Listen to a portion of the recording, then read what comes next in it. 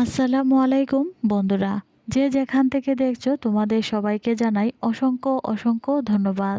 আজ সারাটা দিন অনেক ব্যস্ত ছিলাম। অনেক দিন পর আমাদের পুকুরের মাছ ধরা হয়েছে, আর তার জন্য আমি খুবই ব্যস্ত ছিলাম। এই ভিডিওটি আপলোড দেওয়ার একটা মজার বিষয় হলো, তোমাদের ভাইয়া এই ভিডিওটি করেছে। মাছ ধরার অনেক ভিডিও সে করে আমাকে নিয়ে আসছে আর বলছে যে নাও, তোমার জন্য অনেকগুলো ভিডিও করেছি, তুমি এখন ছাড়তে পারবা। আসলে প্রথম থেকে আমার ভিডিও করা বা ভিডিও আপলোড দেওয়া সেই বিষয়ে তার কোনো অনীহা নেই। ভালোভাবে ভিডিও করো, যাতে কোনো সমস্যা না হয়।